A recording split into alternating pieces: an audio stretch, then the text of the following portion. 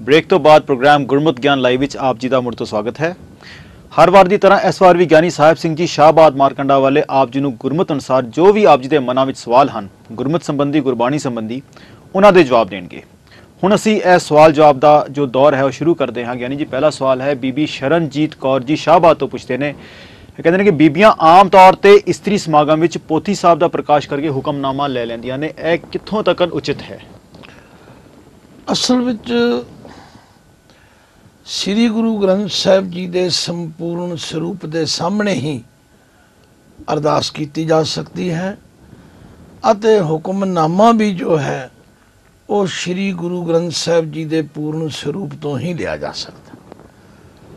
पर क्योंकि बीबियां लई कुछ कठिनाइयां हैं, साडे वख-वख प्रचारक जथे तां बन गए, बड़ी अच्छी गल है, पर गुरबाणी दे प्रचार दे नाल नाल गुरु ग्रंथ साहिब जी दे सत्कार वाली गल जिहड़ी है वो सानू घटी नज़र आती है।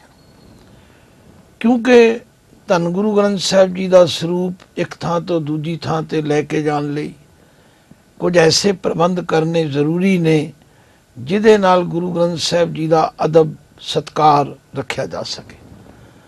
बीबियां आम तौर ते ऐसा कुछ करन तो झिझकदियां हन या उन्होंने पूरी तरह उहदे विच मुहारत नहीं हुंदी, सहयोग नहीं मिलता, वो ऐसा कर लैंदियां ने।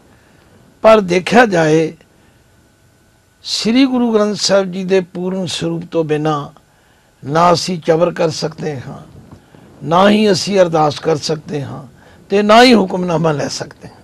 इस वास्ते मैं तो समूह बीबियां दे जथियां नूं बेनती करांगा कि इस तरह की प्रथा करन नाल गुरु ग्रंथ साहिब जी का आदर होर घटेगा। कई बारी तो मैं देखा कि गुरु साहिबान की फोटो ही रख ली जाती है जदों कि असी मूर्ति पूजक नहीं हैगे।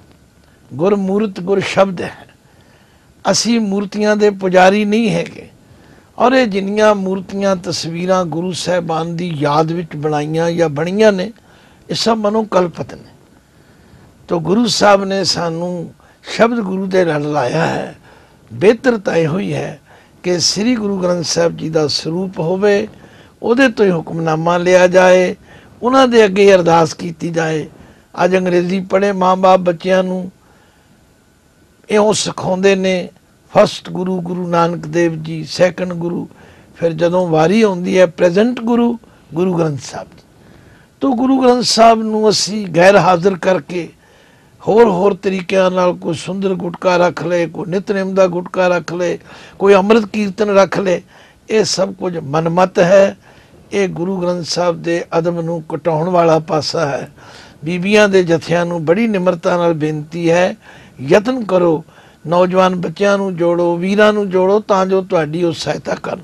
होर कुछ नहीं तो गुरुद्वारा साहब के जिहड़े मुलाजम ने उन्होंने इस तरह की प्रेरणा दिओ या उन्होंने प्रति ड्यूटी लाओ कि वो तुहाडे नाल हथ वटाउण ते गुरु ग्रंथ साहब का प्रकाश होवे, फिर ही कीर्तन कथा दीवान सजे ते अरदास होवे, हुक्मनामा भी लिया जाए। ज्ञानी जी अगला सवाल है जी लखविंदर सिंह जी पुछते हैं कपूरथले तो, कहते हैं कि गुरबाणी विच वारां दे पाठ दे अखीर विच श्री गुरु ग्रंथ साहब जी के अंदर शुद्ध या शुद्ध कीचे लिखा होंदा है, कि वो पाठ का हिस्सा है, उन्होंने पढ़ना चाहिए है, उसकी की सिग्निफिकेंस है? गल असल विच है कि ये पाठ का हिस्सा नहीं हैगा, पर जिहड़ी गल प्रचलित हो जाती है उसनूं यकदम हटाउणा ते समझाउणा दोवें काम औखे हो जाते। क्योंकि साडियां संप्रदावां इस गल ते जोर दिंदियां ने, शुद्ध दा मतलब है ठीक, चैक किया गया।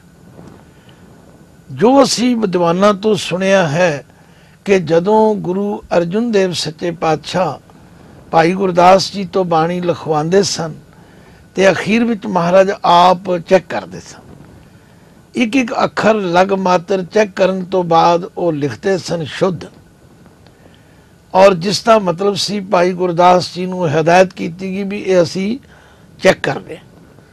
तो जिथे एक दो जगह आंदा है शुद्ध कीचे, ਇਹਦਾ ਮਤਲਬ ਹੈ ਇਸ ਲਿਖਤ ਵਿੱਚ ਕੁਝ ਹੋਰ ਸੁਧਾਈ ਕਰਨ ਦੀ ਲੋੜ ਹੈ। ਔਰ ਇਹ ਮਨੁੱਖੀ ਸੁਭਾਅ ਵੀ ਹੈ ਸਾਸਨ। ਮੈਂ ਕਈ ਦਫਾ ਦੇਖਿਆ ਚਿੱਠੀ ਲਿਖੀ ਦੀ, ਹੁਣ ਤੇ ਚਿੱਠੀ ਦਾ ਰਿਵਾਜ ਹੀ ਨਹੀਂ ਰਿਹਾ। ਚਿੱਠੀ ਲਿਖੀ ਦੀ ਸੀ, ਇੱਕ ਵਾਰੀ ਲਿਖਣ ਤੋਂ ਬਾਅਦ ਪੜ੍ਹੋ ਤੇ ਕੁਝ ਨਾ ਕੁਝ ਗਲਤੀਆਂ ਲੱਭ ਜਾਂਦੀਆਂ, ਫਿਰ ਪੜ੍ਹੋ ਫਿਰ ਗਲਤੀ ਲੱਭ ਜਾਂਦੀ। ਮਤਲਬ ਕਹਿਣ ਤੋਂ ਕਿ ਸਾਡੇ ਕੋਲੋਂ ਲਗ ਮਾਤਰ ਕੋਈ ਨਾ ਕੋਈ ਭੁੱਲ ਰਹਿ ਜਾਂਦੀ। ਪਰ ਇਹ ਸ਼ੁੱਧ ਅਤੇ ਸ਼ੁੱਧ ਕੀਚੇ ਭਾਈ ਗੁਰਦਾਸ ਜੀ ਵਾਸਤੇ ਹਦਾਇਤ ਸੀ, ਨਾ ਕਿ ਪਾਠ ਦਾ ਹਿੱਸਾ ਹੈ। ਪਰ ਕੁਝ ਸੰਪਰਦਾਵਾਂ, ਕੁਝ ਰਾਗੀ ਜਥੇ ਅੱਜ ਵੀ ਆਸਾ ਕੀ ਵਾਰ ਸੰਪੂਰਨ ਹੋਣ ਤੋਂ ਬਾਅਦ ਫਿਰ ਪੂਰਾ ਜ਼ੋਰ ਲਾ ਦਿੰਦੇ ਨੇ ਸ਼ੁੱਧ ਸ਼ੁੱਧ ਸ਼ੁੱਧ। ਪਤਾ ਨਹੀਂ ਉਹ ਕੀ ਭਾਵ ਲੈਂਦੇ ਹਨ, ਪਰ ਦਾਸ ਦੀ ਤੁਸ਼ਬੁੱਧੀ ਵਿੱਚ ਆਉਂਦਾ ਹੈ ਕਿ ਇਹ ਪਾਠ ਦਾ ਹਿੱਸਾ ਨਹੀਂ, ਇਹ ਤਾਂ ਸਿਰਫ ਇੱਕ ਸੇਧ ਹੈ। ਇਸ ਵਾਸਤੇ ਉਹਦਾ ਨਾ ਹੀ ਪਾਠ ਕੀਤਾ ਜਾਏ ਤੇ ਬਿਹਤਰ ਹੈ। ਪਾਠ ਜੋ ਹੈ ਉਹਨਾਂ ਅੰਕਾਂ ਦੇ ਅੰਦਰ ਅੰਦਰ ਵਾਲਾ ਹੀ। ਗਿਆਨੀ ਜੀ ਬਿਲਕੁਲ ਇਹਦੇ ਨਾਲ ਦਾ ਇੱਕ ਹੋਰ ਮਿਲਦਾ ਜੁਲਦਾ ਕੁਐਸਚਨ ਸਾਨੂੰ ਕਰ ਰਿਹਾ ਹੈਗਾ ਜੀ ਹਰਬੰਸ ਸਿੰਘ ਜੀ ਚੰਡੀਗੜ੍ਹ ਤੋਂ। ਇਹਨਾਂ ਦਾ ਸਵਾਲ ਹੈ ਕਿ ਕਈ ਵਾਰ ਪਾਠ ਦੀ ਸਮਾਪਤੀ ਉਪਰੰਤ ਕੁਝ ਅੰਕਾਂ ਦਾ ਜੋੜ ਦਿੱਤਾ ਹੁੰਦਾ ਹੈ, ਕਿ ਉਹ ਵੀ ਪਾਠ ਦਾ ਹਿੱਸਾ ਨੇ, ਉਹਦੀ ਕੀ ਸਿਗਨੀਫੀਕੈਂਸ ਹੈ ਜੀ? ਗੱਲ ਉਹ ਸੇਮ ਹੈ ਜੋ ਸੁੱਧ ਵਾਲੇ ਸੁੱਧ ਕੀਚੇ ਵਾਸਤੇ ਹੈ। ਹੁਣ ਅੰਕ ਦੀ ਗੱਲ ਕਰੀਏ ਤੇ ਜਦੋਂ ਸ੍ਰੀ ਗੁਰੂ ਗ੍ਰੰਥ ਸਾਹਿਬ ਜੀ ਦਾ ਪਾਠ ਕਰਦੇ ਹਾਂ ਉਹਦੇ ਉੱਪਰ ਅੰਕ ਵੀ ਲਿਖੇ ਹੋਏ ਨੇ, ਪੰਨਾ 1 2 4 ਅੰਕ ਲਿਖੇ ਹੋਏ ਨੇ। ਕੀ ਅਸੀਂ ਉਹ ਪੜ੍ਹਦੇ ਹਾਂ? ਉਹ ਸਿਰਫ ਜਾਣਕਾਰੀ ਵਾਸਤੇ ਨੇ ਵੀ ਹੁਣ ਅਸੀਂ ਇਸ ਪੰਨੇ ਤੇ ਆ ਗਏ ਹਾਂ। ਇਸੇ ਤਰ੍ਹਾਂ ਗੁਰੂ ਪਾਤਸ਼ਾਹ ਨੇ ਸ਼ਬਦਾਂ ਦਾ ਜੋੜ ਕੀਤਾ। ਜਿਵੇਂ ਉੱਪਰ ਸਿਰਲੇਖ ਆਇਆ ਸੀ ਚੌਪਦੇ ਦੋਪਦੇ, ਇਹ ਸਿਰਲੇਖ ਫਿਰ ਉਹਨਾਂ ਚੌਪਦਿਆਂ ਤੇ ਦੋਪਦਿਆਂ ਦਾ ਜੋੜ ਕੀਤਾ ਗਿਆ। ਉਹ ਜੋੜ ਸਿਰਫ ਜਾਣਕਾਰੀ ਵਾਸਤੇ ਹੈ, ਨਾ ਕਿ ਪਾਠ ਦਾ ਹਿੱਸਾ। ਗੁਰੂ ਪਾਤਸ਼ਾਹ ਨੇ ਬਾਣੀ ਲਿਖਣ ਲਿਖਵਾਉਣ ਵਿੱਚ ਇੰਨੀ ਸਾਵਧਾਨੀ ਵਰਤੀ ਹੈ, ਜੇ ਉਹਨਾਂ ਨੇ ਕਿਧਰੇ ਆਪਣਾ ਇੱਕ ਅੱਖਰ ਵੀ ਪਾਇਆ ਨਾ, ਤੇ ਇੱਕ ਸ਼ਬਦ ਆਉਂਦਾ ਹੈ ਗੌੜੀ ਗੁਆਰੇਰੀ ਕਬੀਰ ਜੀ ਕੀ, ਨਾਲ ਰਲਾਏ ਲਿਖਿਆ ਮਹਿਲਾ ਪੰਜਵਾਂ। ਇੱਥੇ ਤੀਕਰ ਸਾਵਧਾਨੀ ਵਰਤੀ ਹੈ, ਨੇਕ ਨੀਤੀ ਵਰਤੀ ਹੈ ਬਈ ਇਹ ਸ਼ਬਦ ਤੇ ਕਬੀਰ ਜੀ ਦਾ ਹੈ, ਪਰ ਇਹਦੇ ਵਿੱਚ ਥੋੜਾ ਜਿਹਾ ਹਿੱਸਾ ਸੀ ਵੀ ਸ਼ਾਮਲ ਕੀਤਾ। ਉਹ ਸਿਰਫ ਇਸ ਲਈ ਕਿ ਉਸ ਗੱਲ ਨੂੰ ਕਲੈਰੀਫਾਈ ਕਰਨ ਵਾਸਤੇ, ਤਾਂ ਜੋ ਆਮ ਜਗਿਆਸੂ ਨੂੰ ਸਮਝ ਆ ਜਾਏ। ਤੋਂ ਮੁੱਕਦੀ ਗੱਲ ਕਿ ਜਿਹੜੇ ਉਹ ਅੰਕ ਹਨ ਉਹ ਜੋੜ ਹੈ। ਉਹ ਸਿਰਫ ਇਹ ਦੱਸਿਆ ਗਿਆ ਕਿ ਹੁਣ ਤੱਕ ਇੰਨੇ ਸ਼ਬਦ ਇਸ ਰਾਗ ਵਿੱਚ ਚੌਪਦੇ ਹਨ, ਦੁਪਦੇ ਹਨ, ਜਾਂ ਗੁਰੂ ਸਾਹਿਬ ਦੇ ਇੰਨੇ ਸ਼ਬਦ ਹਨ, ਫਲਾ ਉਹਦਾ ਜੋੜ ਦਿੱਤਾ ਗਿਆ। ਉਹ ਪਾਠ ਦਾ ਹਿੱਸਾ ਨਹੀਂ। ਪਰ ਕੁਝ ਲੋਕ ਹਾਲੀ ਵੀ ਇਸ ਗੱਲ ਤੇ ਹੱਠ ਧਰਮੀ ਕਰਦੇ ਨੇ। ਉਹਨਾਂ ਨੂੰ ਵੀ ਪਿਆਰ ਨਾਲ ਹੀ ਸਮਝਾਇਆ ਜਾ ਸਕਦਾ ਹੈ, ਲੜਨਾ ਤੇ ਕਿਸੇ ਨਾਲ ਵੀ ਸ਼ੋਭਦਾ ਨਹੀਂ। ਗਿਆਨੀ ਜੀ ਅਗਲਾ ਸਵਾਲ ਹੈਗਾ ਜੀ ਗੁਰਿੰਦਰ ਸਿੰਘ ਪੁੱਛਦੇ ਨੇ ਫਿਰੋਜ਼ਪੁਰ ਤੋਂ। ਕਹਿੰਦੇ ਨੇ ਕਿ ਸਵਈਆ ਇਸ ਦੇ ਪੜ੍ਹਨ ਜਾਂ ਪਾਠ ਕਰਨ ਸੰਬੰਧੀ ਸੇਧ ਮੰਗਦੇ ਜੀ। ਬਹੁਤ ਅੱਛਾ ਸਵਾਲ ਹੈ, ਕਿਉਂਕਿ ਸਵਈਆ ਕਵਿਤਾ ਦਾ ਇੱਕ ਰੂਪ ਹੈ। ਪੁਰਾਤਨ ਕਵੀ ਜਿਹੜੇ ਸਨ ਉਹ ਪਿੰਗਲ ਦੇ ਬੜੇ ਜਾਣਕਾਰ ਹੁੰਦੇ ਸਨ। ਉਹ ਆਮ ਤੌਰ ਤੇ ਦੋਹਰਾ, ਚੌਪਈ ਔਰ ਇਸ ਤਰ੍ਹਾਂ ਦੀ ਛੰਦਾਬੰਦੀ ਵਿੱਚ ਕਵਿਤਾ ਲਿਖਦੇ ਸਨ। ਜਿਵੇਂ ਹੁਣ ਜਾਪ ਸਾਹਿਬ ਸਾਡੇ ਸਾਹਮਣੇ ਹੈ, ਉਹਦੇ ਵਿੱਚ ਆਚਰੀ ਛੰਦ ਹੈ, ਭੁਜੰਗ ਪ੍ਰਯਾਦ ਛੰਦ ਹੈ, ਏਕ ਅੱਖਰੀ ਛੰਦ ਹੈ, ਰਸਾਵਲ ਛੰਦ ਹੈ, ਕਿ ਨਹੀਂ ਛੰਦ ਨੇ। ਜੇ ਉਹਨਾਂ ਛੰਦਾਂ ਦੀ ਚਾਲ ਵਿੱਚ ਉਸ ਦਾ ਪਾਠ ਕੀਤਾ ਜਾਏ ਤਾਂ ਬਹੁਤ ਹੀ ਆਨੰਦ ਹੈ, ਪਰ ਕਿਉਂਕਿ ਲੋਕਾਂ ਨੂੰ ਆਉਂਦਾ ਨਹੀਂ। ਇਸੇ ਤਰ੍ਹਾਂ ਸਵਈਆ ਜਿਹੜਾ ਹੈ ਇਹ ਕਵਿਤਾ ਦਾ ਇੱਕ ਰੂਪ ਹੈ। ਇਹਦੀਆਂ 16 ਮਾਤਰਾ ਹਨ। ਜੇ ਇਸ ਨੂੰ ਉਸੇ ਤਰ੍ਹਾਂ ਵਿਸਰਾਮ ਦੇ ਕੇ 4-4 ਮਾਤਰਾਵਾਂ ਦਾ ਵਿਸਰਾਮ ਦੇ ਕੇ ਪੜ੍ਹਿਆ ਜਾਏ ਤੇ ਆਨੰਦ ਹੀ ਵੱਖਰਾ ਹੈ। तो वीर जी ने पूछा है, मुबारक है। असी रोज सवैया एक पढ़ते हाँ, पाए गए जब ते तुम रे तब ते को आँख तरे नहीं आने हो, राम रहीम पुराण कुरान अनेक कह मत एक न मान्यो, श्री आसपान कृपा तुम्हारी कर मैं न कहो सब तो है बखाने। ये है सवैये दे पढ़न दी चाल। और इसे तरह दोहरा है, सगल द्वार को छाड़ के गए हो तुहारो द्वार, बाह गहे की लाज आस गोविंद दास तुहार। ਇਸੇ ਤਰ੍ਹਾਂ ਚੌਪਈ ਹੈ। ਔਰ ਜੇ ਸਵਈਆਂ ਦੀ ਸਾਰੀ ਚਾਲ ਸਮਝਣੀ ਹੋਵੇ, ਦਾਸ ਨੂੰ ਇੱਕ ਸਮੇਂ ਦੀ ਘਟਨਾ ਯਾਦ ਹੈ। ਤੇਜਾ ਸਿੰਘ ਸਮੁੰਦਰੀ ਹਾਲ ਵਿੱਚ ਅੰਮ੍ਰਿਤਸਰ ਪਹਿਲਾ ਪਾਠ ਬੋਧ ਸਮਾਗਮ ਹੋ ਰਿਹਾ ਸੀ। ਸਵਰਗਵਾਸੀ ਗਿਆਨੀ ਗੁਰਦਿੱਤ ਸਿੰਘ ਜੀ ਬਹੁਤ ਮਿਹਰਬਾਨ ਵਿਦਵਾਨ ਸੱਜਣ ਸਨ ਤੇ ਬੜੇ ਹਸਮੁਖ ਸਨ। ਕਹਿਣ ਲੱਗੇ, ਲਓ ਬਈ ਸਵਈਆਂ ਦਾ ਪਾਠ ਆ ਗਿਆ ਤੇ ਜੇ ਕੋਈ ਸਵਈਆਂ ਦੀ ਚਾਲ ਵਿੱਚ ਪੜ੍ਹ ਕੇ ਸੁਣਾਵੇ ਤੇ ਅਸੀਂ ਸਮਝਾਂਗੇ ਵੀ ਗੁਰੂ ਸਾਹਿਬ ਦੀ ਇਹ ਮਿਹਨਤ ਸਫਲ ਹੋਈ, ਤੇ ਜੇ ਸਾਨੂੰ ਸਵਈਏ ਭੁੱਲ ਗਏ ਤੇ। ਵਾਰੀ ਸੀ ਗਿਆਨੀ ਹਰਭਜਨ ਸਿੰਘ ਜੀ, ਮੇਰੇ ਵੱਡੇ ਵੀਰ ਕਲਗੀਧਰ ਸਿੰਘ ਸਭਾ ਲੁਧਿਆਣਾ ਹੈਡ ਗ੍ਰੰਥੀ ਸਨ, ਉਹਨਾਂ ਦੀ ਵਾਰੀ ਸੀ। ਤਾਂ ਮੈਂ ਉਹਨਾਂ ਦੀ ਬਹੁਤ ਜ਼ਿਆਦਾ ਰਿਸਪੈਕਟ ਕਰਦਾ ਸੀ ਕਿਉਂਕਿ ਉਹ ਵਿਆਕਰਨ ਦੇ ਬੜੇ ਜਾਣੂ ਸਨ। ਮੈਂ ਕਿਹਾ ਵੀਰ ਜੀ ਦੀ ਵਾਰੀ ਹੈ। ਉਹ ਬੜੇ ਹਸਮੁਖ ਖੁੱਲੇ ਸੁਭਾਅ, ਕਹਿਣ ਲੱਗੇ ਗਿਆਨੀ ਸਾਹਿਬ ਸਿੰਘ ਜੀ ਮੈਨੂੰ ਜੇ ਆਉਂਦਾ ਨਹੀਂ ਤੇ ਮੈਂ ਕਿਉਂ ਸਿਰ ਡਾਵਾਂ, ਤੁਸੀਂ ਕਰ ਦਿਓ। ਤਾਂ ਦਾਸ ਨੇ ਉੱਥੇ ਸਵਈਆਂ ਦੀ ਚਾਲ ਵਿੱਚ ਪਾਠ ਕੀਤਾ। ਜਦੋਂ ਪਾਠ ਕੀਤਾ ਤੇ ਸਾਰੇ ਜਿਤਨੇ ਵਿਦਵਾਨ ਪਾਠੀ ਗ੍ਰੰਥੀ ਸਿੰਘ ਸਨ ਉਹਨਾਂ ਨੇ ਬਹੁਤ ਅਸੀਸ ਦਿੱਤੀ, ਬੜਾ ਮਾਣ ਕੀਤਾ। ਤੇ ਸੱਚਮੁੱਚ ਉਹ ਪਾਠ ਜੇ ਤੁਸੀਂ ਸੁਣਨਾ ਚਾਹੋ, ਪੀਤ ਬਸਨ ਕੁੰਦ ਦਸਨ ਪ੍ਰਿਆ ਸਾਹਿਦ ਕੰਠ ਮਾਲ ਮੁਕਟ ਸੀਤ ਮੋਰ ਪੰਖ ਚਾਹੇ ਜੀਓ ਬੇਵਜੀਰ ਬੜੇ ਧੀਰ ਧਰਮ ਅੰਗ ਅਲਖ ਖੇਲ ਕੀ ਆਇਆ ਆਪਣੇ ਉਚਾਏ ਜੀਓ ਕਾਲ ਕਲਮ ਹੁਕਮ ਹਾਰ ਕਹੋ ਕੌਣ ਮੇਟ ਸਕੈ ਈਤ ਬਮ ਗਿਆਨ ਧਿਆਨ ਤਰਤ ਹੀ ਚਾਹੇ ਜੀਓ ਸਤ ਸਾਜ ਸ੍ਰੀ ਨਿਵਾਸ ਆਦਿ ਪੁਰਖ ਸਦਾ ਤੂੰ ਹੀ ਵਾਹਿਗੁਰੂ ਵਾਹਿਗੁਰੂ ਵਾਹਿਗੁਰੂ ਵਾਹਿ ਜੀਓ ਕਾਲ ਕਲਮ ਹੁਕਮ ਹਾਰ ਕਹੋ ਕੌਣ ਮੇਟ ਸਕ ਈਸ ਬਮ ਗਿਆਨ ਧਿਆਨ ਧਰਤ ਹੀ ਚਾਹੇ ਜੀਓ ਸਤ ਸਾਜ ਸ੍ਰੀ ਨਿਵਾਸ ਆਦਿ ਪੁਰਖ ਸਦਾ ਤੂੰ ਹੀ ਵਾਹਿਗੁਰੂ ਵਾਹਿਗੁਰੂ ਵਾਹਿਗੁਰੂ ਵਾਹਿ ਜੀਓ। ਇਸ ਸਵਈਏ ਦੀ ਚਾਲ ਹੈ। ਤਾਂ ਵੀਰ ਜੀ ਨੇ ਪੁੱਛਿਆ, ਮੈਂ ਦੱਸ ਦਿੱਤਾ ਇਹਦੀਆਂ 16 ਮਾਤਰਾ ਹੁੰਦੀਆਂ ਨੇ। ਇਸੇ ਤਰ੍ਹਾਂ ਕਵਿਤ ਦੀਆਂ 32 ਮਾਤਰਾ ਹੁੰਦੀਆਂ ਨੇ। ਉਹਦਾ ਹਰ 8 ਮਾਤਰਾ ਦੇ ਵਿਸਰਾਮ ਦੇਣਾ ਚਾਹੀਦਾ। ਪਰ ਅੱਜ ਕੱਲ੍ਹ ਹੁਣ ਕਵੀ ਖੁੱਲੀ ਕਵਿਤਾ ਲਿਖਦੇ ਨੇ ਤੇ ਕਵੀਸ਼ਰ ਤੇ ਕਮਾਲ ਹੀ ਕਰ ਦਿੰਦੇ ਨੇ। ਉਹ ਕਹਿੰਦੇ ਬੈਠ ਕੇ ਦੀ ਬੱਖੀ ਵਿੱਚ ਬੱਟਾ ਮਾਰਿਆ, ਧੰਨ ਗੁਰੂ ਨਾਨਕ ਜੀ ਨੇ ਜਗ ਤਾਰਿਆ। ਹੁਣ ਇਹੋ ਜਿਹੀ ਕਵਿਤਾ ਲਿਖੀ ਜਾਂਦੀ ਹੈ। ਗਿਆਨੀ ਜੀ ਬਹੁਤ ਵਧੀਆ ਜਵਾਬ ਦਿੱਤਾ ਜੀ ਤੁਸੀਂ। ਅਗਲਾ ਸਵਾਲ ਹੈਗਾ ਜੀ ਮਨੋਪਿਰ ਪਿੰਡ ਤੋਂ ਜਸਪ੍ਰੀਤ ਜੀ ਪੁੱਛਦੇ ਨੇ ਕਿ ਸੰਕਟ ਮੋਚਨ ਸ਼ਬਦ ਜਿਹੜੇ ਹਨ ਉਹਨਾਂ ਦਾ ਸੂਰਜ ਚੜ੍ਹਨ ਤੋਂ ਪਹਿਲਾਂ ਹੀ ਪਾਠ ਕਰਨਾ ਚਾਹੀਦਾ ਹੈ ਜਾਂ ਸੂਰਜ ਚੜ੍ਹਨ ਤੋਂ ਬਾਅਦ ਵੀ ਉਹਨਾਂ ਦਾ ਪਾਠ ਕੀਤਾ ਜਾ ਸਕਦਾ ਹੈ? ਮੈਂ ਵੀਰ ਜੀ ਨੂੰ ਕਹਾਂਗਾ ਕਿ ਗੁਰਬਾਣੀ ਸਾਰੀ ਸੰਕਟ ਮੋਚਨ ਹੈ। ਸੰਕਟ ਦਾ ਮਤਲਬ ਹੈ ਦੁੱਖਾਂ ਨੂੰ ਕੱਟਣ ਵਾਲੀ, ਮੋਚਨ ਦਾ ਮਤਲਬ ਕੱਟਣਾ। ਗੁਰਬਾਣੀ ਸਾਰੀ ਸਿੱਖ ਦੇ ਜਗਿਆਸੂ ਦੇ ਸੰਕਟਾਂ ਨੂੰ ਕੱਟਣ ਵਾਸਤੇ ਹੈ। ਕੋਈ ਵਿਸ਼ੇਸ਼ ਸ਼ਬਦ ਸੰਕਟ ਮੋਚਨ ਜਾਂ ਸੰਕਟ ਲਿਆਉਣ ਵਾਲੇ ਨਹੀਂ ਹੈਗੇ। ਔਰ ਗੁਰੂ ਕੇ ਸਿੱਖ ਲਈ ਕੋਈ ਐਸਾ ਭਰਮ ਨਹੀਂ। ਗੁਰੂ ਕੇ ਸਿੱਖ ਨੇ ਗੁਰਬਾਣੀ ਦੇ ਹਰ ਸ਼ਬਦ ਨੂੰ ਬੜੇ ਪਿਆਰ ਨਾਲ ਭਿੱਜ ਕੇ ਪੜ੍ਹਨਾ ਔਰ ਇਹ ਸੂਰਜ ਵੱਲ ਮੂੰਹ ਕਰਨਾ ਜਾਂ ਸੂਰਜ ਵੱਲ ਪਿੱਠ ਕਰਨੀ। ਸਾਡੇ ਗੁਰੂ ਨੇ ਤਾਂ ਸਮਝਾਇਆ ਕਿ ਜਾਂ ਜਾਂ ਪੇਖੋ ਤਾਂ ਹਜੂਰ ਦੂਰ ਕਤੋਂ ਨਾ ਜਾਈ ਰਵ ਰਿਹਾ ਸਰਬੱਤਰ ਮੈਂ ਮਨ ਸਦਾ ਧਿਆਈ।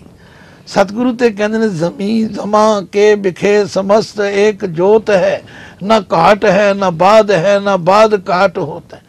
ਇਹ ਸਿਰਫ ਭਰਮੀ ਤੇ ਵਹਿਮੀ ਲੋਕਾਂ ਨੇ, ਭੋਲੇ ਭਾਲੇ ਲੋਕਾਂ ਨੂੰ ਇਹ ਵਹਿਮ ਪਾਏ ਨੇ। ਇਹ ਸ਼ਬਦ ਸੰਕਟ ਮੋਚਨ ਨੇ, ਇਹਦਾ ਇਸ ਪਾਸੇ ਮੂੰਹ ਕਰਕੇ ਪਾਠ ਕਰੋ, ਇਹ ਇੰਨੀ ਵਾਰੀ ਕਰੋ। ਗੁਰੂ ਕੇ ਸਿੱਖ ਨੂੰ ਇਹਨਾਂ ਭਰਮਾਂ ਵਿੱਚ ਨਹੀਂ ਪੈਣਾ ਚਾਹੀਦਾ। ਗੁਰਬਾਣੀ ਦਾ ਪਾਠ ਪ੍ਰੇਮ ਨਾਲ ਕਰੋ, ਭਿੱਜ ਕੇ ਕਰੋ ਤੇ ਸਮਝ ਕੇ ਕਰੋ, ਫਿਰ ਤੁਹਾਡੇ ਸਾਰੇ ਸੰਕਟ ਕੱਟੇ ਜਾਣਗੇ। ਲੋਕ ਸੁਖੀਏ ਪਰ ਲੋਕ ਸੁਹੇਲੇ ਬਣ ਜਾਈਦੇ। ਯਾਨੀ ਜੀ ਸਪੈਸੀਫਿਕਲੀ ਇਹਨਾਂ ਦਾ ਕੁਐਸਚਨ ਸੀਗਾ ਕਿ ਸੂਰਜ ਚੜ੍ਹਨ ਤੋਂ ਪਹਿਲਾਂ ਕਰਨਾ ਕਿ ਸੂਰਜ ਚੜ੍ਹਨ ਤੋਂ ਬਾਅਦ ਵੀ ਕਰ ਸਕਦੇ ਹਾਂ? ਨਹੀਂ ਜੀ, ਕੋਈ ਸੂਰਜ ਚੜ੍ਹਨ ਦੀ ਸਾਨੂੰ ਉਡੀਕ ਨਹੀਂ। ਅੰਮ੍ਰਿਤ ਵੇਲਾ ਸਚ ਨਾਉ ਵਡਿਆਈ ਵਿਚਾਰ। ਬਾਕੀ ਬਾਣੀ ਕਿਸੇ ਵੇਲੇ ਵੀ ਪੜ੍ਹੀ ਜਾ ਸਕਦੀ ਹੈ, ਚੰਗਾ ਕੰਮ ਕਿਸੇ ਵੇਲੇ ਵੀ ਕੀਤਾ ਜਾ ਸਕਦਾ ਹੈ। ਪਰ ਅੰਮ੍ਰਿਤ ਵੇਲਾ ਜਿਹੜਾ ਹੈ ਉਹ ਕਿਉਂਕਿ ਮਨੁੱਖੀ ਸਰੀਰ ਤੇ ਦਿਮਾਗ ਰਾਤ ਪਰ ਆਰਾਮ ਕਰਕੇ ਫਰੈਸ਼ ਹੋਇਆ ਹੁੰਦਾ ਹੈ, ਉਹ ਸਮਾਂ ਜ਼ਿਆਦਾ ਫਿੱਟ ਹੈ। ਬਾਕੀ ਜਦੋਂ ਵੀ ਤੁਸੀਂ ਬਾਣੀ ਪੜ੍ਹ ਸਕਦੇ ਹੋ। ਸੂਰਜ ਨਾਲ ਸਾਡਾ ਕੋਈ ਵਾਸਤਾ ਨਹੀਂ ਹੈ। ਸਤ ਹੈ ਜੀ। ਗਿਆਨੀ ਜੀ ਅਗਲਾ ਸਵਾਲ ਹੈਗਾ ਜੀ ਪ੍ਰਤਾਪ ਸਿੰਘ ਜੀ ਪੁੱਛਦੇ ਨੇ ਅੰਮ੍ਰਿਤਸਰ ਤੋਂ। ਕਹਿੰਦੇ ਨੇ ਕਿ ਜੇ ਕੋਈ ਵਿਅਕਤੀ ਅਨਪੜ੍ਹ ਹੈ, ਗੁਟਕਾ ਸਾਹਿਬ ਤੋਂ ਪਾਠ ਨਹੀਂ ਕਰ ਸਕਦਾ, ਇਸ ਹਾਲ ਵਿੱਚ ਕੀ ਉਹ ਪਹਿਲੀ ਪੌੜੀ ਦਾ ਹੀ ਪਾਠ ਕਰ ਲਵੇ ਜਾਂ ਮਾਲਾ ਫੇਰ ਲਵੇ ਜਾਂ ਉਹਨੂੰ ਫਿਰ ਕਿਸੇ ਤੀਰਥ ਤੇ ਜਾ ਕੇ ਇਸ਼ਨਾਨ ਕਰਨ ਦੀ ਕੋਈ ਇਸ ਤਰ੍ਹਾਂ ਦੀ ਲੋੜ ਹੈ? ਕਿਸ ਦਾ ਫਲ ਜ਼ਿਆਦਾ ਹੋਏਗਾ? ਗੁਰਮਤ ਅਨੁਸਾਰ ਪਹਿਲੀ ਗੱਲ ਤਾਂ ਇਹ ਕਿ ਜਿਹੜਾ ਸੱਜਣ ਇਹ ਕਹਿੰਦਾ ਹੈ, ਸਾਹਿਬ ਪ੍ਰਤਾਪ ਸਿੰਘ ਜੀ ਨੂੰ ਮੈਂ ਬੇਨਤੀ ਕਰਾਂਗਾ, ਅੰਮ੍ਰਿਤਸਰ ਵਰਗੇ ਸ਼ਹਿਰ ਵਿੱਚ ਰਹਿੰਦੇ ਨੇ, ਜੇ ਉਹ 5-7 ਦਿਨ ਲਗਾਤਾਰ ਮਿਹਨਤ ਕਰ ਲੈਣ ਤੇ ਉਹਨਾਂ ਨੂੰ ਪਾਠ ਕਰਨਾ ਆ ਸਕਦਾ। ਪਰ ਜੇ ਉਹਨਾਂ ਨੂੰ ਕੋਈ ਐਸਾ ਗੁਰਮੁਖ ਨਾ ਮਿਲੇ ਤੇ ਉਹ 7 ਦਿਨਾਂ ਲਈ ਮੇਰੇ ਕੋਲ ਆ ਜਾਣ, ਮੈਂ ਰਹਿਣ ਦੀ ਜਗ੍ਹਾ ਵੀ ਗੁਰੂ ਘਰ ਵਿੱਚ ਮਿਲੇਗੀ, ਲੰਗਰ ਵੀ ਮਿਲੇਗਾ, ਤੇ 7 ਦਿਨਾਂ ਬਾਅਦ ਉਹ ਜਪਜੀ ਸਾਹਿਬ ਦਾ ਪਾਠ ਆਪ ਕਰਨ ਲੱਗ ਪੈਣਗੇ। ਨਿਰਾ ਇਹ ਕਹੀ ਜਾਣਾ ਕਿ ਮੈਂ ਅਨਪੜ੍ਹ ਹਾਂ, ਮੈਂ ਗੁਟਕਾ ਨਹੀਂ ਪੜ੍ਹ ਸਕਦਾ ਤੇ ਉਮਰ ਮੇਰੀ ਇੰਨੀ ਹੋ ਗਈ ਹੈ, ਕਿਹੜਾ ਕੰਮ ਹੈ? हिम्मत करे इंसान तो क्या हो नहीं सकता, ऐसा कौन सा मसला है जो हल हो नहीं सकता।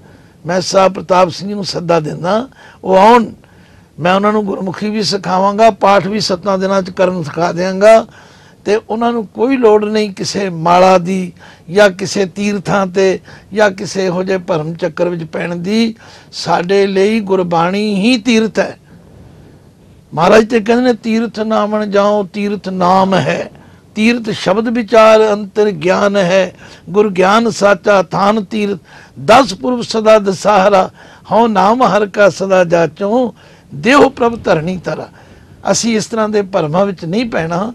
मैनू नहीं पता वीर जी की कितनी उम्र है, की अवस्था है, किस तरह की उन्हां दा सरकमस्टांस है, पर मैं सदा दिंदा वो मेरे कोल आउण, मैं उन्होंने गुरबाणी पढ़नी सिखा देंगा, जपजी साहब सिखा, और गुरबाणी गुरमुखी पढ़नी।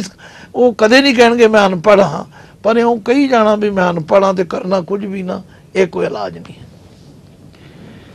ਗਿਆਨੀ ਜੀ ਅਗਲਾ ਸਵਾਲ ਹੈਗਾ ਜੀ, ਇਹ ਫਰੀਦਕੋਟ ਤੋਂ ਸਤਨਾਮ ਸਿੰਘ ਜੀ ਪੁੱਛਦੇ ਨੇ, ਇੱਕ ਰਿਕੁਐਸਟ ਕਰਦੇ ਨੇ ਕਿ ਵਿਆਕਰਣ ਬਾਰੇ ਤੁਸੀਂ ਥੋੜਾ ਜਿਹਾ ਸੰਖੇਪ ਵਿੱਚ 2-3 ਗੱਲਾਂ ਦੱਸ ਦਿਓ ਕਿ ਜਿਵੇਂ ਔਂਕੜ ਕਿੱਥੇ ਹੈ, ਮੁਕਤਾ ਕਿੱਥੇ ਹੈ, ਸਿਆਰੀ ਕਿੱਥੇ ਹੈ, ਇੱਕ ਗੱਲ, ਤੇ ਲਾਵਾਂ ਤੇ ਦੁਲਾਵਾਂ ਇਹਨਾਂ ਦਾ ਜਿਹੜਾ ਕਿੱਥੇ ਕੀ, ਜਿਵੇਂ ਆਪਾਂ ਕਈ ਥਾਂ ਤੇ ਲਿਖਦੇ ਨੇ ਤਿੱਥ ਹੈ, ਵਿਖ ਹੈ, ਇੱਥੇ ਦੁਲਾਵਾਂ ਪੈਂਦੀਆਂ, ਇਹਨਾਂ ਦੇ ਬਾਰੇ ਥੋੜਾ ਦੱਸ ਦਿਓ ਜੀ।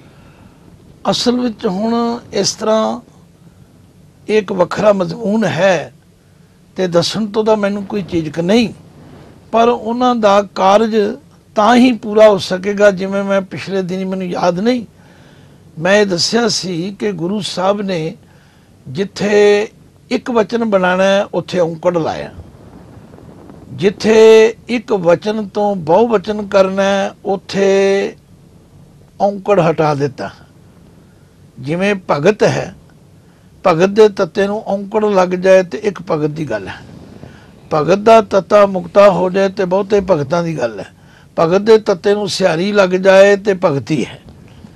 ਇਸੇ ਤਰ੍ਹਾਂ ਜਦੋਂ ਇੱਕ ਵਚਨ ਦੀ ਗੱਲ ਹੈ ਉੱਥੇ ਮਹਾਰਾਜ ਨੇ 2 ਲਾਵਾਂ ਵਰਤ ਲਈਆਂ ਨੇ, ਗਾਵੈ ਕੋ ਤਾਣ, ਗਾਵੈ ਕੋ ਤਾਣ ਇੱਕ ਦੀ ਗੱਲ ਹੈ, ਤੇ ਜਿੱਥੇ ਬਹੁ ਵਚਨ ਹੈ ਉੱਥੇ ਗੱਗੇ ਨੂੰ ਗਾ ਕਰਨਾ, ਬਾਬਾ ਹਾਏ ਨੂੰ ਹਿੱਸਿਆਰੀ ਗਾਵੈ ਕਰ ਦਿੱਤਾ ਹੈ। ਤੋ ਇਸ ਵਾਸਤੇ ਇੰਨੇ ਸੰਖੇਪ ਵਿੱਚ ਇੰਨੀ ਵੱਡੀ ਜਾਣਕਾਰੀ ਤਾਂ ਨਹੀਂ ਦਿੱਤੀ ਜਾ ਸਕਦੀ, ਪਰ ਜੇ ਉਹ ਵੱਖਰੀ ਕੋਈ ਗੱਲ ਕਰਨ, ਜਾਂ ਸਿੱਖ ਮਿਸ਼ਨਰੀ ਕਾਲਜ ਨੇ ਗੁਰਬਾਣੀ ਉਚਾਰਨ ਦੇ ਸਰਲ ਵਿਆਕਰਨਕ ਨੇਮ ਛੋਟੀ ਜਿਹੀ ਕਿਤਾਬ ਛਾਪੀ ਹੈ, ਉਹ ਲੈ ਲੈਣ, 2 ਰੁਪਏ ਦੀ ਆ ਜਾਂਦੀ ਹੈ, ਉਹਨੂੰ 1 ਵਾਰੀ 2 ਵਾਰੀ ਪੜ੍ਹਨ, ਉਹਨਾਂ ਨੂੰ ਸਮਝ ਆ ਜਾਏਗੀ। ਠੀਕ ਹੈ, ਇਸ ਪ੍ਰੋਗਰਾਮ ਵਿੱਚ ਗਿਆਨੀ ਜੀ ਨੇ ਗੁਰਮਤਿ ਤੇ ਗੁਰਬਾਣੀ ਦਾ ਜੋ ਤੱਤ ਗਿਆਨ ਸਾਨੂੰ ਦੱਸਿਆ ਹੈ, ਉਸ ਦੀ ਜਿੰਨੀ ਸ਼ਲਾਘਾ ਕੀਤੀ ਜਾਏ ਉਨੀ ਥੋੜੀ ਹੈ। ਗੁਰਬਾਣੀ ਦੇ ਪ੍ਰਚਾਰ ਲਈ ਚੜ੍ਹਦੀ ਕਲਾ ਟਾਈਮ ਟੀਵੀ ਦੇਸ਼ ਪ੍ਰਦੇਸ਼ ਵਿੱਚ ਗੁਰਮੁਖਾਂ ਲਈ ਕਈ ਪ੍ਰੋਗਰਾਮ ਪ੍ਰਸਾਰਿਤ ਕਰਦਾ ਹੈ, ਜਿਨ੍ਹਾਂ 'ਚ ਬੰਗਲਾ ਸਾਹਿਬ ਤੋਂ ਲਾਈਵ ਟੈਲੀਕਾਸਟ, ਸਿਫਤ ਸਲਾਹ, ਇਹ ਵਾਲਾ ਪ੍ਰੋਗਰਾਮ ਗੁਰਮਤਿ ਗਿਆਨ ਲਾਈਵ, ਇਹ ਸਾਰੇ ਸ਼ਾਮਿਲ ਹਨ। ਤੁਸੀਂ ਵੀ ਇਸ ਸ਼ਲਾਘਾਯੋਗ ਉਦਮ ਵਿੱਚ ਆਪਣਾ ਯੋਗਦਾਨ ਸਾਡੇ ਇਹਨਾਂ ਪ੍ਰੋਗਰਾਮਸ ਨੂੰ ਸਪਾਂਸਰ ਕਰਕੇ ਪਾ ਸਕਦੇ ਹੋ। ਸਪਾਂਸਰਸ਼ਿਪ ਵਾਸਤੇ ਤੁਸੀਂ ਸਾਡਾ ਫੋਨ ਨੰਬਰ ਨੋਟ ਕਰ ਲਿਆ ਹੈ ਜੀ, 9216531303। ਇਸ ਫੋਨ ਤੇ ਸਾਨੂੰ ਤੁਸੀਂ ਸੰਪਰਕ ਕਰ ਸਕਦੇ ਹੋ। ਗੁਰੂ ਕਿਰਪਾ ਦੇ ਨਾਲ ਅਸੀਂ ਜਪਜੀ ਸਾਹਿਬ ਦੀ ਵਿਆਖਿਆ ਸੰਪੂਰਨ ਹੋਣ ਦੇ ਨੇੜੇ ਪਹੁੰਚ ਗਏ ਹਾਂ। ਜੋ ਸੰਗਤਾਂ ਦੇ ਸਹਿਯੋਗ ਤੇ ਉਤਸ਼ਾਹ ਸਾਨੂੰ ਬਖਸ਼ਿਆ, ਉਸ ਦੇ ਲਈ ਅਸੀਂ ਸੰਗਤਾਂ ਦਾ ਤੇ ਚੜ੍ਹਦੀ ਕਲਾ ਟਾਈਮ ਟੀਵੀ ਦੇ ਪ੍ਰਬੰਧਕਾਂ ਦਾ ਹਾਰਦਿਕ ਧੰਨਵਾਦ ਕਰਦੇ ਹਾਂ।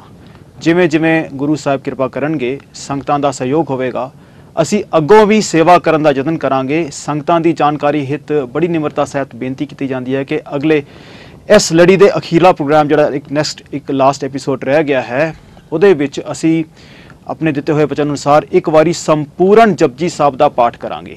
ਜੋ ਸੰਗਤਾਂ ਇਸ ਪਾਠ ਸੰਬੰਧੀ ਜਾਣਕਾਰੀ ਲੈਣ ਦੀਆਂ ਇੱਛੁਕ ਹਨ, ਉਹ ਉਸ ਦਿਨ ਗੁਟਕਾ ਸਾਹਿਬ ਲੈ ਕੇ ਧਿਆਨਪੂਰਵਕ ਪਾਠ ਕਰਨ ਦਾ ਯਤਨ ਕਰਨ। ਫਿਰ ਵੀ ਕਿਸੇ ਗੁਰਮੁਖ ਭਾਈ ਨੂੰ ਜੇ ਕੋਈ ਪਾਠ ਕਰਨ ਉਸ ਸਮੇਂ ਜੋ ਉਚਾਰਨ ਜਾਂ ਵਿਸ਼ਰਾਮ ਬਾਰੇ ਜੋ ਕੋਈ ਜਾਣਕਾਰੀ ਦੀ ਇੱਛਾ ਹੈ ਤਾਂ ਉਹ ਗਿਆਨੀ ਜੀ ਦੇ ਨਿੱਜੀ ਨੰਬਰ ਤੇ ਜੋ ਕਿ ਹੈ 092150322163 ਇਸ ਤੇ ਸੰਪਰਕ ਕਰ ਸਕਦਾ ਹੈ।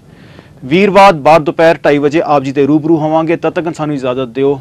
ਵਾਹਿਗੁਰੂ ਜੀ ਕਾ ਖਾਲਸਾ, ਵਾਹਿਗੁਰੂ ਜੀ ਕੀ ਫਤਿਹ।